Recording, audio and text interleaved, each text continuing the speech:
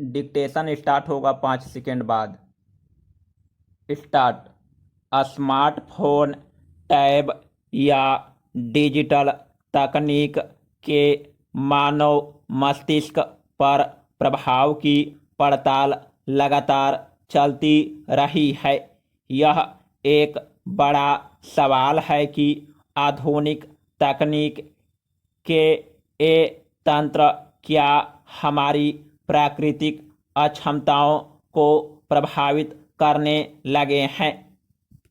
Cincinnati university में हुए एक नए शोध के मुताबिक स्मार्ट तकनीक से जुड़े बहुत सारे नकारात्मक पक्ष हैं, पर इसके सुखद पक्ष भी हैं। चर्चा में रहने के बावजूद कोई वैज्ञानिक प्रमाण नहीं है जो यह दर्शाता हो कि स्मार्टफोन और डिजिटल तकनीक हमारी जैविक संज्ञानात्मक अक्षमताओं को नुकसान पहुंचाती है। नेचर ह्यूमन बिहेवियर में प्रकाशित शोधपत्र में शोधकर्ताओं के समूह ने डिजिटल युग के विकास के बारे में विस्तार से बताया है।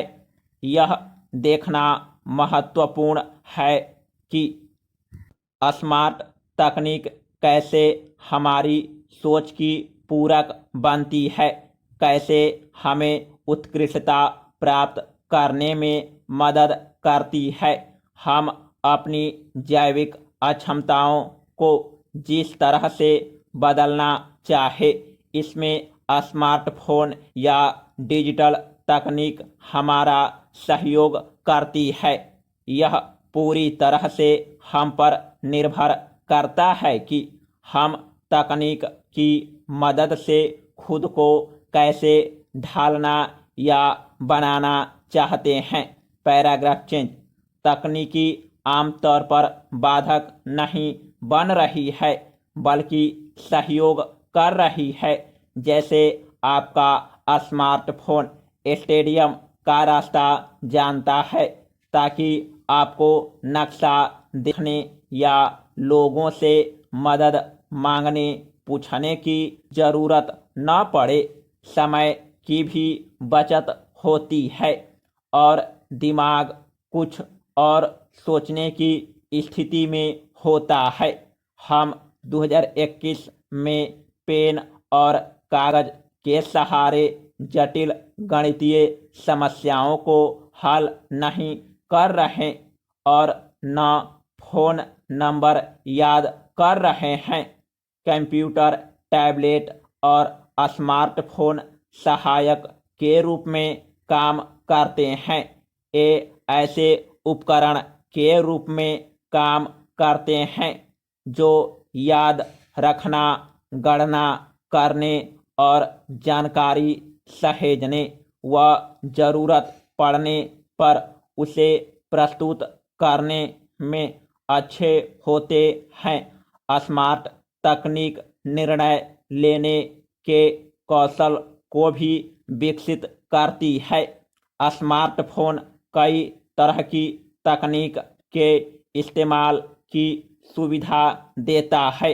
तकनीक अनावश्यक श्रम से हमें बचाती है और अवसर देती है कि हम कुछ और नया रचें।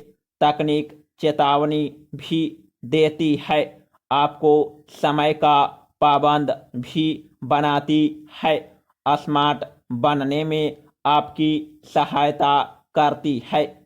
इसके बारे में यह कहने के प्रमाण नहीं है कि यह हमें बेवकूफ़, पराधीन या मंदबुद्धि बना रही है।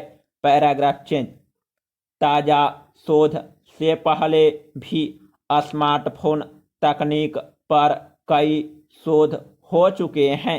हालांकि बच्चों के बारे में स्पष्ट तौर पर कुछ नहीं कहा जा सकता। आगे और शोध की ज़रूरत है। क्या स्मार्टफोन बच्चों को असामाजिक बना रहा है?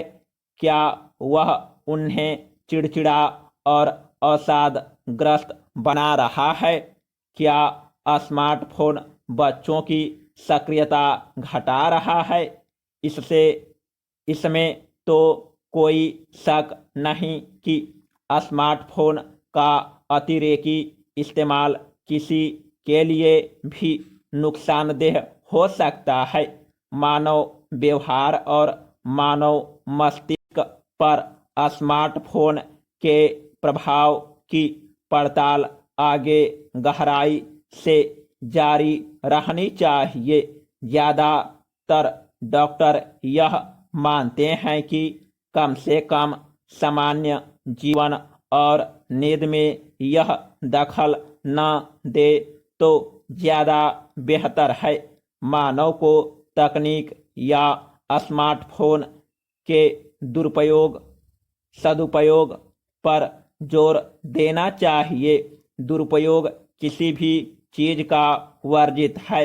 स्मार्टफोन का इस्तेमाल जब हर काम में बढ़ता जा रहा है, तब तो हमें और भी सतर्क व सजग भाव से उसके सदुपयोग का ही ज़्यादा प्रचार करना चाहिए, ताकि वह हमारे समेकित विकास में सहयोगी बने।